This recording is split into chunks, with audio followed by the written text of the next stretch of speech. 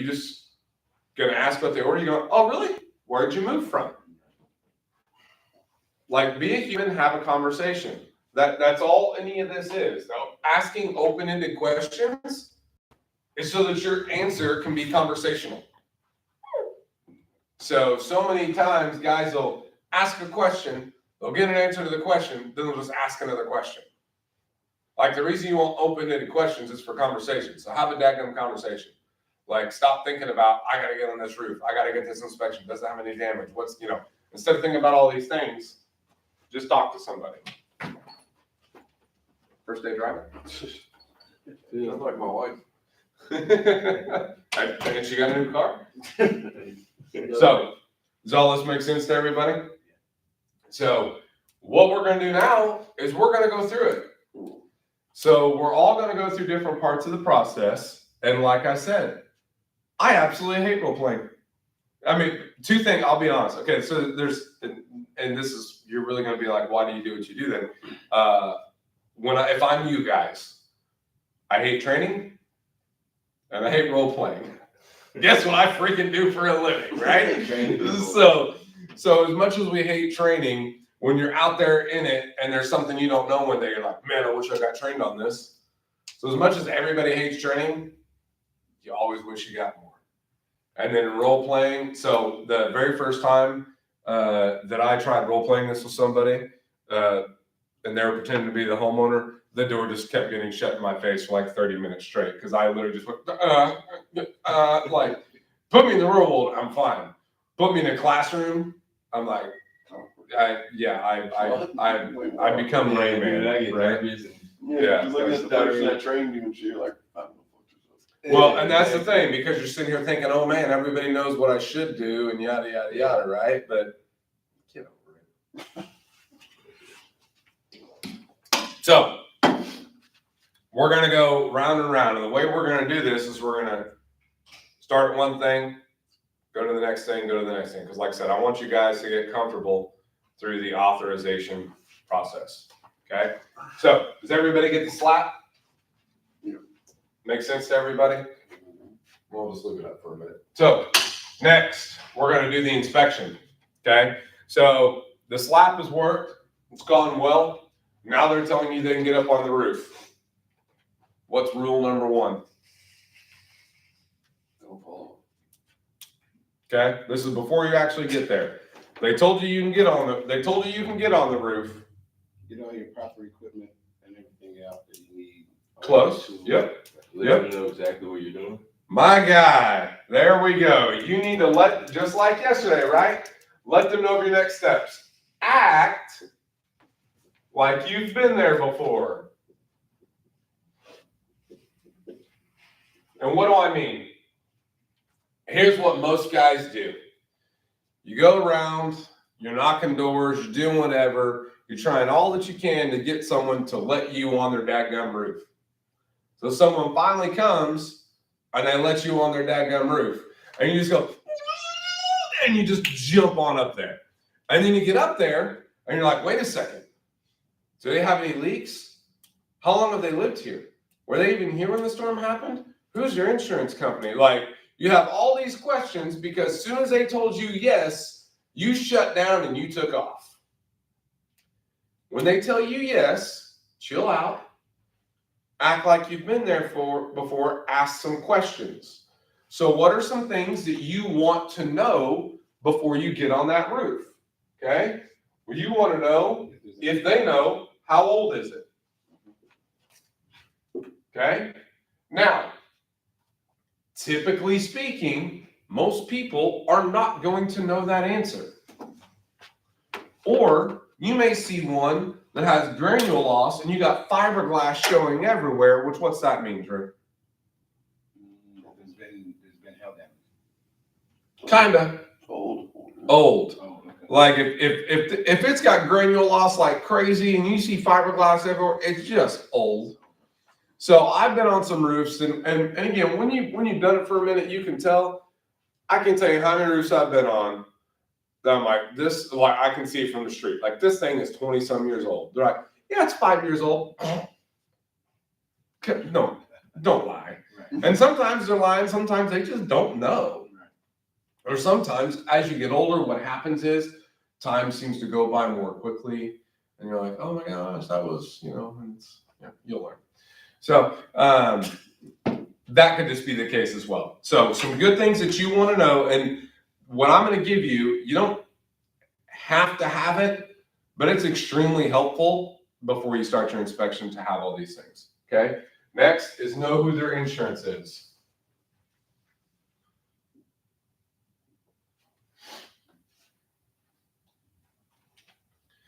And veterans in this industry would probably go, yeah, you want to know who their insurance is so you know what kind of damage it's going to take. No. When you're looking at the roof is the roof is the roof. I don't freaking care who their insurance is. It's just a good exchange to have had, because if they tell you who their insurance company is, then that is kind of, in a way, that's them saying, when you come down, if I got problems, I'm going to let you do this thing. Like, it's just, it's a good closing question before you ever even have to close. So if you don't know who their insurance company is, you're going to have a little bit more of a struggle. Because what you got to think of, you're developing a relationship out of thin air. Then you're a complete and total stranger on their roof for 30, 40 minutes. You're going to have to come back down and become a complete stranger again. Okay? So I'm just going to give you some of the tips and tricks so when you come back down, it's not such a weird, awkward thing. Okay? And lastly, as far as things you need to know, and shocker, I am the worst at this, their name. Dude, I am so bad at getting a homeowner's name. And I know they say, oh, you should repeat their name, use it back. That ain't ever been my thing. Like, when I'm talking to someone, I don't go, yeah, Drew, so do you understand? And then Drew, and then yeah, that's just weird to me. So I'm not that guy. Again, there's people that have made millions of dollars writing books talking about that, and I'm sure they're right, but for me, it don't work. That's just my jam. So, but you should at least, and there's been times I've got on the roof that at least I asked their name, and I should know it, and I just forgot. I mean, that's not great, but it's better than never having got their name, right? Because again, remember, you're about to go be a stranger for 40 minutes. Okay. Now, would you ask them? Would you talk about the? I was wondering about the discontinued. Mm-hmm. Would you let them know that at that point in time, or is it, if you see it and do you say, okay, this looks like this may be discontinued? This. That's great. So that would be one of these things here, like when you let them know where you are. Right. Let's say if you just jumped on Sally's roof next door. And kind of everybody, when you're in a neighborhood, pretty much everybody's house is the same age. It pretty much had the same stuff done, right? You can be like, well, I was just on Sally's roof next door, and it turns out her shingles actually discontinued. So though she didn't have much damage, because of it being discontinued, it's still getting replaced. So you don't want to say it unless you know it to be true in the area. But yeah, so, and that's the difference between a warm knock and a cold knock. Like, a warm knock is you've been there, you've gathered some information, so you have more reasons for letting them know why you're there other than, hey, I'm just here to see if I can find something, right? So, and that's why what we call opening a neighborhood is so hard, because there's those things that you don't know, right? Well, you don't know. You got a good idea, and that's why we put you there. Until you get on the roof, you really wouldn't have an idea if it's correct. Yeah. So, like when we have our canvassing team going out, like, we're putting them in a heavily damaged area. So we kind of know what we're probably going to find, but until we've actually found it, so never lie to somebody. But you can tell someone, hey, assumingly so, you got a 3-inch hail, you probably got some problems, right? So, or the guy who moved in a month ago, you could say, well, you wouldn't know if there's any leaks really yet. Correct. It has been a storm. Correct. So if you say 2 inches of hail, your room's probably cooked. So they've proven it technically. Anything over 0.25 can damage a roof. Like, it's proven. Typically speaking, you need at least an inch. If you got an inch, depending on how much of it came down and how long of it came down, but anything over 2 inches, it's 100% smoke.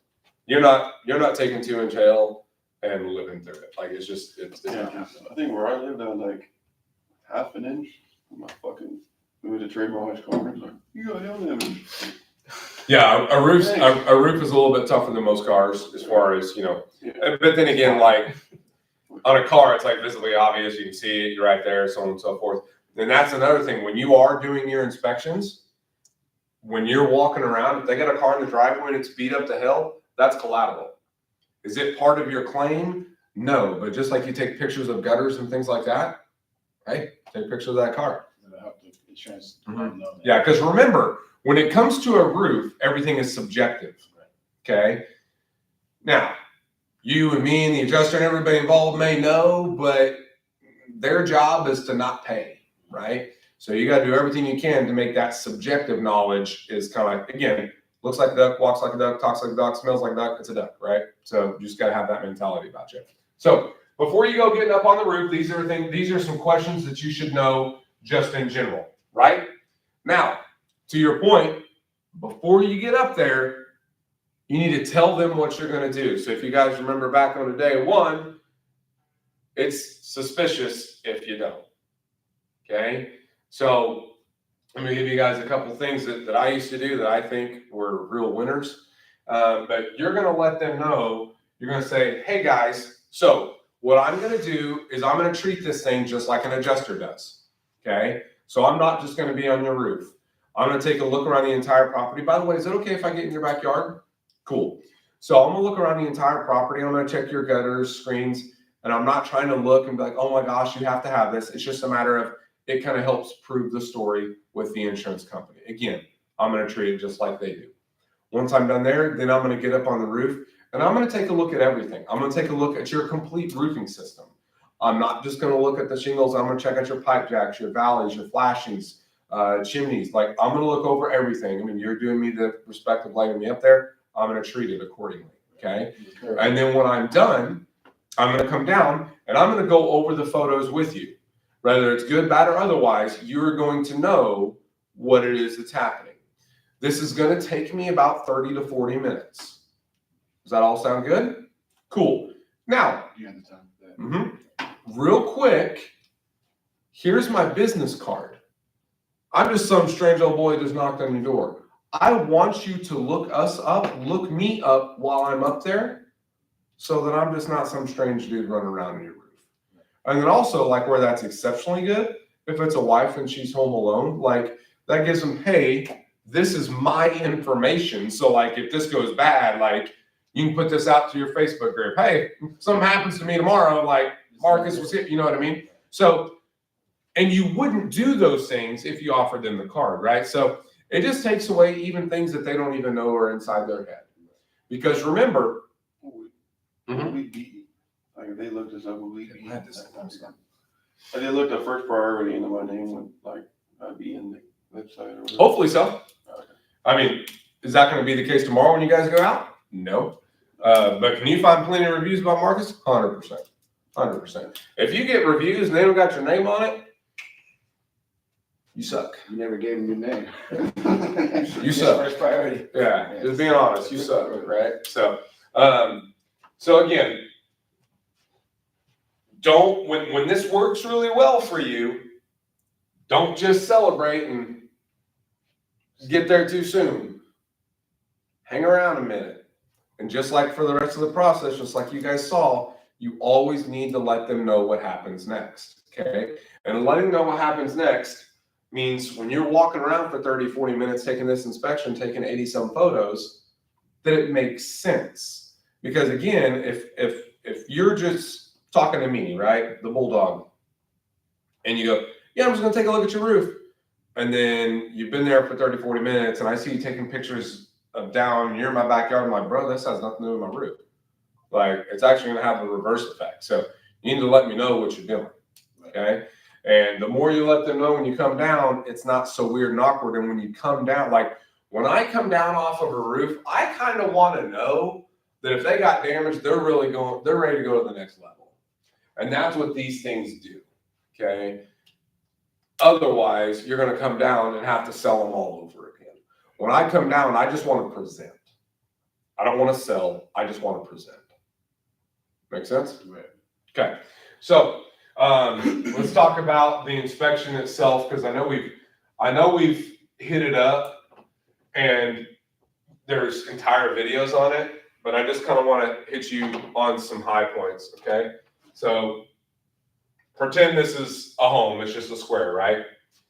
You're going to start at the front when you take your photos, and you're going to work your way around. Whether you work your way around left to right, I don't care. It changes with me every home depending on where the gate is to the backyard. And if they don't have a gate, then it's whatever. But you start in one direction and you go all the way around, okay? Don't go here and then here. And again, why you do this, it makes it easier for those you're showing photos to follow along, okay? And when you're taking photos, you need, so like if I'm taking a photo, like let's say this word doing is the damage, I first need to be back here. Hey, this is a clipboard with all this writing on it. Now here's the close-up of that. Guys will always fail and just take close-ups. Like what's the close-up of, right? So like if I only showed you certain parts of my hair, you'd be like, hey, this guy's young. He doesn't have any grays, but if you go over here and look at my skunk stripe, I got some grays, right? So you got to know what you're looking at. And as far as your ladder goes, guys, so you always want to, so let's say they got a front porch here. You always want to set your ladder to where if it falls, it can only fall one direction and completely go off, right? Or again, like if there's a valley right here, you always want to try to enter and exit through a valley if possible, okay? So meaning if they got the back, and typically on your steep roofs, there's always a good back porch entry. So if you look at a roof and it's really steep, know that you probably got a good back porch entry. That's just kind of like typically the way it goes. So don't be afraid to enter the roof from the backyard. I've done it plenty of times, okay? But if you have this big long pitch here, I wouldn't just be putting up my ladder in the middle of a roof. Like the ladder can fall all sorts of directions. You don't have anything to grab or hold coming up and off. But if you got something here, oh, absolutely putting your ladder in this spot all day long. It's crazy because I was thinking about that question all night. Like, where am I gonna walk up this? Where am I put my ladder? Blah, blah, blah. All day long. That's good. Right? And then now, when you get up to the roof, okay? When you're looking for damage, and again, I know we've gone over this in pictures, but I just want to go over it a little bit better here. Okay? So let's say this is a slope, okay? And for easy drawing, I'm just going to draw a 3-tab, but we all know 3-tabs suck, right? And I guess this could look like brick or it could look like shingles, but you guys are going to pretend it's shingles. Okay? So let's say this is a slope. You guys all remember me talking about you need to have a 10 by 10 square, right? So exactly what it is, 10 foot by 10 foot. And what you do with your chalk is you go up there and you write little square marks, okay? And then when you find your damage, you circle your little damage spots with the chalk. And again, you guys saw photos of this, but I'm just reminding you, okay? Typically speaking, whether it's wind damage, hail damage, whichever one it is, in a 10 by 10 square, you need 6 hits. Okay? So if there's a million hits, like, so if you guys remember the one I showed you, there's like hail everywhere. Like, I'm not going to sit there and circle every, because again, your chalk actually doesn't matter. Your chalk is for a presentation to the homeowner.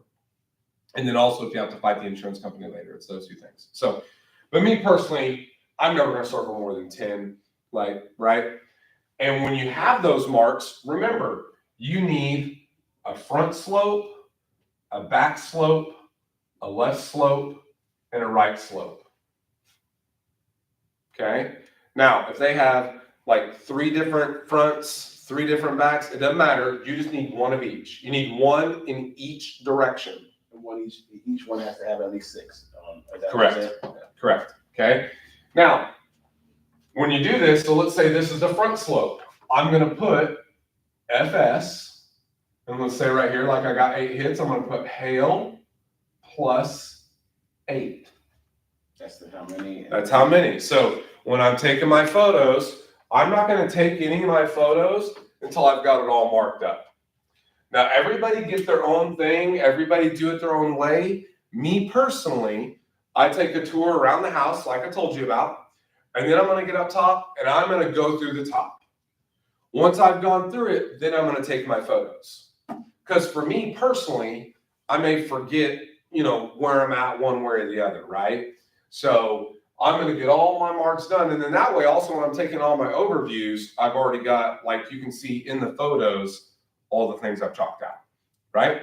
But then when I'm doing this one specifically, I got my far away shot so that and in that picture, I want to make sure that I have the square. And then I'm going to take a close up of the FS and the H+8. And then I'll take, like 3 or 4 of the worst pictures. Does that make sense? Yes, sir. So again, your purpose of doing this is to make it easy for the homeowner. It has to be visual to a way they can understand. And what most guys do, especially the more successful they get, goes from 80 photos to 10 photos to 20 photos. And then you call Marcus, hey Marcus, I need you to help me with this. I'm like, cool. Can't do nothing for you. Go back. Like, I don't know if you know this. You took 10 photos and you're asking questions that you don't even have photos for. So if you want my help, you gotta help me, right? And if I, the guy who does it all day, every day, and teaches guys how to do it, can't figure it out, do you think it makes any sense to the homeowner? No. I had a question. So how would you, so say you have granular loss up there, Mhm. how would you mark that down? Or would you not mark, do you circle it? Yeah, so the only thing you're marking, like in your 10 by 10 is storm damage, okay? So if they got heavy granular loss, like that's something you're gonna talk to the homeowner about, and you're gonna take photos of it so that they can see what it is. But it's not something you're circling. Or, what you guys are gonna see a lot, if you see a pipe jack boot. So if you remember the pipe jack boots, if that pipe jack boot has a little corner that's lifted up, that can be a penetration point. Or if it's all pinned down, but one of the nail holes, the sealant, because on those pipe jack boots, you nail it down and you put sealant over it. Right. If that sealant's gone, so is the integrity, right? So, and that's one of those things that, like, again, you guys, like I said, I have a truck, and if you guys that are here, if you go look at the back, I could probably build a house with what's in the back of my truck. Like, I got that tonneau cover, you wouldn't believe the things I got. Every time I ran across something that could have made me money, I went and bought it. So I'm a tool freak. I think they make you money. You can have nothing but a ladder and make 10 grand a month. But me personally, now granted, I had a lot of tools at the house already, but sometimes I had to buy some stuff, right? But like the very first time that I had a roof that was completely fine, but it just needed me to put silicone over something real quick, and I didn't have it, to me, I cost myself money. Because anytime since then, if I had a roof that was in perfectly good shape, but they had that, I'd come back down, everything looks fine, but real quick, before I go, do you mind if I put some sealant on this? I'm not gonna charge anything, it's just like, I'm already here. Is it cool if I put this on there real quick? I come down, they're like, hey, you know what? I really appreciate your honesty and taking care of me. Can you go look at my daughter's house? Right. So doing more has never done anything but made me money. And if you look at the guys who write the most amount in this company, they do the most thorough inspections, they do the most for their homeowner, and they do the most follow-ups. Just period. So, and everybody's always like, how do you guys do so much? I do all the things that you're too lazy to do. I think it's pretty much what it comes down to, right? So, does this all make sense so far? Okay. So then, when you come in, you're going to go over the pitch, okay?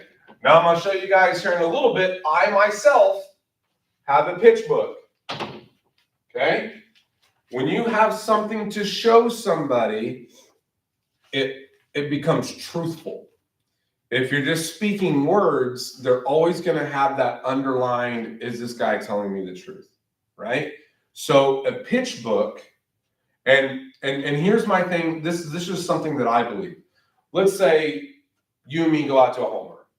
We do everything exactly the same. We look the same, we act the same, we dress all the same. If I do one thing that you don't do, I win.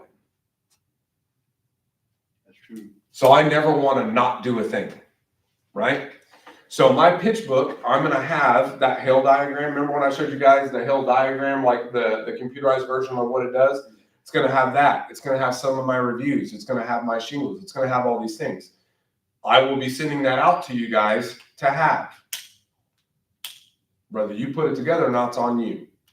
Me personally, I put that sucker together immediately. Actually, we didn't have a pitch book before me. Now that I'm thinking about it. So, because to me, that's just one of those things. Like, would you go buy a car if you couldn't even see a picture of the car? Like, absolutely not. Right? So, have a pitch book. It's like But- Carfax or something. Yep. So when you come back down, you're going to be going over the pitch. And we even talked about the whole pitch. There's a video about the pitch. The pitch is important, okay? But the most important thing here, the pitch is not to talk about damage. That is not what the pitch is for. The pitch, you are telling the story of the inspection that you just took. And after you tell the story, you're going to have your recommendation. And your recommendation is only a few things. Hey, your roof is totally fine. Have a great day. And let me tell you right now, if you think you can just come down off of a roof that doesn't have any damage, go, hey, everything's good. Have a great day. Your pitch for a damaged roof and an undamaged roof need to be exactly the same. You still need to go over all the photos. I mean, you've already done it. Like, you've already put in 40 minutes of work. What's 5 more minutes to tell them what you did? That's how you immediately get a referral. Very, very, very rarely have I come down, given someone a pitch of their perfectly conditioned roof and not immediately got a referral. Some of them they may know. They Absolutely, they know just somebody. got a roof. No, I just got a roof 5 years ago. 100%. Or like one of our guys sent a message out today. Hey, a roof I checked out yesterday, they did exactly that. I got a call this morning from last night's hailstorm. Right. If you come down and pitch them their perfectly good condition roof, they're going to call you when something comes up. Yeah. Okay? So that's one way it's going to come. The other way is you're going to recommend calling the insurance company, or you're going to recommend, hey, you don't have any damage, but you just got a tore up roof. Like, that's going to be a thing. And when you get up on the roof, I don't care about where the money comes from. Do they have a problem, yes or no? Yes. That's step one. And you need to recommend the fix for that problem. Okay? So if they have a problem and they need a new roof, and you have a way to help them get insurance to pay for it, then that's what your recommendation is. But you don't come down, hey, you need a roof, but you don't have any storm damage, so, let's wait for it. No. They got a problem. Period. Your job is to help them find the best way to cover it. Okay? So, you do all that, you recommend them, what needs to happen, then you're going to make sure you talk about us and you.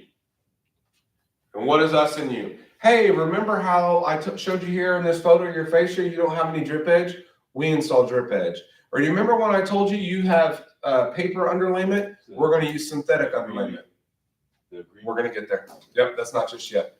So you want to let them know in choosing us, the company, and you, the person, why that is. Okay?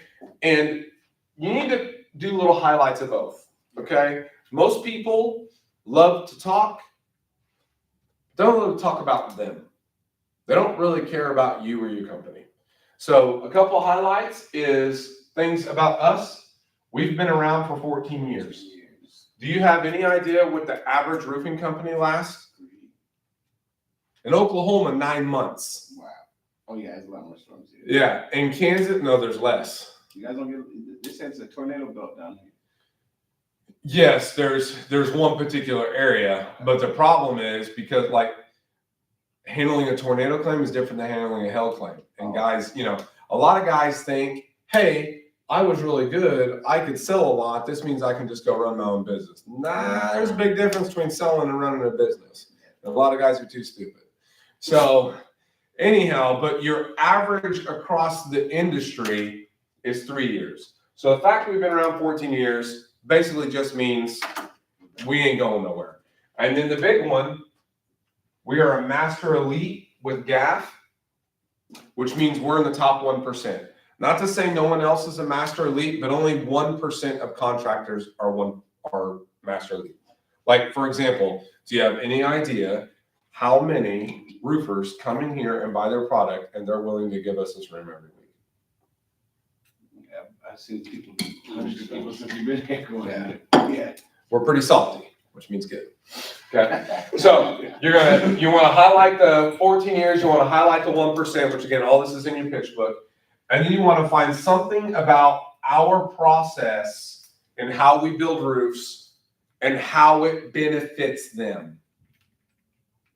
Okay. So you just went over your inspection. They either have something that was good. Hey, we do that as well. Or they have something that could need some attention. Hey, when we build your roof, you will get this.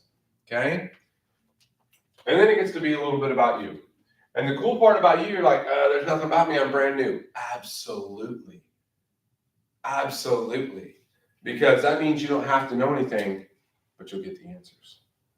Okay. And something that's going to happen when you're new, they're going to ask you all sorts of, when it comes to this point, they're going to ask you all sorts of questions that you're not going to know the answers to. What most guys are going to do, okay, let me find that out. Okay, no. Tell you what, I'm actually pretty new at this. There's probably going to be a lot of questions that you have. What I'm going to do is I'm just going to write down all the questions that you have. And then at the end, I'm going to make sure to get all the answers for you. It's an easier way to handle it, I promise you. What would you call you? Hmm? We just call a manager at that point? Or? Do it, yeah, whatever. Make a phone call, make a YouTube. I don't care. Do you, boo, whatever works. You can call me, you can call Josh, or if it's one of those deals, it's not an immediate, you just need an answer by tomorrow. We're going to have our daily huddles. Yeah, get the answer however you want to get it. So, like, for me, like, Monday through Wednesday, it's going to be pretty hard to get a hold of me. You get Josh. But Thursday, Friday, I generally try to be as open as I can. And I just tell you guys, typically speaking, if you want to give me the best way to shoot me a text, I can almost always text, but sometimes I can't, I'm either already on the phone or whatever, right? So, but you'll find out with me and Josh, like, we'll Zoom call and drive while texting, while doing emails. Like, I mean, I'm pretty multitasking. Josh is much better at it than I am. But those are the two things you want to highlight. So now you've done all this stuff. Now it's time for the authorization. Okay? And don't overcomplicate the authorization. You are calling the insurance company. So, Isaiah, let's say they have farmers. Who and how you call them? Look up farmers insurance claim number. There you go. You're going to Google the insurance company. Literally, get on Google, farmers claim phone number, period. Now, for the same for the auto, or would you have to put home? Just about to say that. Make sure you call the home section. And some insurance companies only do cars and only, so it's fairly simple. And what I would do, once you figure it out, me personally, got them all saved. Got all the popular ones saved, okay? And the phone call needs to come from your phone, put it on speaker. Like, you just need to throw it down, put it on speaker. And just like everything else, you need to let them know what that phone call is going to look like, right? So before you make the call, you need to let them know. So here's what's going to happen. When they ask all of the homeowner questions, that's the customer. That's you. As soon as they start asking roofing questions, you're going to see me just take over. Now, there's a couple of key things that I want to talk to you about that you're going to hear me say that I'm going to write down on this form so that we all know. Do you guys remember what those three things are? A couple of them. I remember There's three of them. I remember one was, I had it. The adjuster's info, like name, date, and time. That is it. But there's three things that you've got to know when you make that call that they are going to ask you. Date of the storm. Storm date. Biggest is storm date. And then And what kind of damage? You said both. There you go. Very good. Storm damage. Now, meaning, when you call, some insurance companies are going to go, is it hail? Is it wind? They're gonna try to make you say it. I have storm damage. Okay, cool. But which one is it? It's a storm damage. The storm carried wind and hail. They got storm damage. But which one has affected the house? Both. Okay? And we've gone over all the reasons that we do that. So then, to Drew's point, the last thing is why you called. Okay? Because you're gonna have them go, well, did he just happen to stop by and knock on your door, or did you notice a problem? And whether that was missing shingles, granule loss, whatever, right? So we're not necessarily gonna, if they ask me directly, did you knock on their door? Is that how this happened? 100%. Right. But they are aware of this issue, right? So, and that's really what they're getting at. Does it make a difference? No. The damage is the damage is the damage. But it's just easier to say that than it is to say, well, I knocked on their door. Make sense? Okay. So, we're going to go through this. We're going to go through each step of the process. You're all going to take turns doing all sides of it. And we're just going to do it in repetition. We're going to go from door knock or lead. We'll pretend some of them are leads, so you guys know how to handle those. Then we're going to go to telling them what's going to happen. Then we're going to do the thing. Then we're going to do the pitch. Then we're going to call it in. We're going to have all those different sections. And we're going to keep going round and round and round in order until everybody's in each part. Okay? And I want you guys to see what the process looks like so that you're at least as comfortable as you can be with this part of the process. Okay? And then once we're done with that, we are going to go over what you guys need to know to make money. Even though you all signed it, some people sign things and don't pay attention to what it actually says. So I want it to be real clear and transparent as to what you need. Okay? So I'm going to be the sales guy throughout the whole process right quick. Who wants to be the homeowner? All right, come on. One of you. I knew it'd be one of you two as well. Right, so a couple things I want to go over with role playing real quick. Do you guys all know what artistic license means? No. Okay. So that means if I knock on your door and I pretend that you have an OU sign or something like that, just go with it. Gotcha. Oh, yeah. So if I start doing something, just go with it. And likewise, if you do something, I will just go with it. So it's kind of weird to, play pretend, play dollhouse. For those of you that have 872 kids, Right. maybe you play dollhouse in the past and you get what it goes like, right? So, nope, that didn't work. So anybody got any questions? And Utah Jazz, just so you are aware, you will be doing this. We see your faces big, bright, and beautiful right now. So you guys will also be involved in this role playing, I promise you. Okay? All right. So I'm going to go through the door knock with you, and then I'm going to explain what I'm going to do in my process, and then I'm going to get one of you for the next part of it. Okay? And here's the deal. This is going to be the only time I really do the interaction, because you will be surprised, at least for me personally, I learn more from watching a guy sell to me than I do actually pretending to do the sell. Because you have stress-free, you're like, let's see if this guy's any good. So be however you want to be. If you want to be a cool customer, you want to be a hard customer, do you, boo. Okay? All right? Hey, how you doing? Hey, what's going on, man? How you doing this morning? So I'll be real quick. You're probably like, why is this handsome dude with good-looking hair at your door? I get it. So I'm sure you're well aware there's been some storms in the area. Yes. Right. So we've been doing work in the area. Have you had your roof checked out lately? No, not since we lived here. We've only lived here about 10 years, so not since we lived here. That's a pretty good length of time, man. Have you always been around here? Have you been in this area? Yeah. Okay, well, cool beans, man. So here's the deal. We're just going around checking some roofs out. Man, some of them had issues.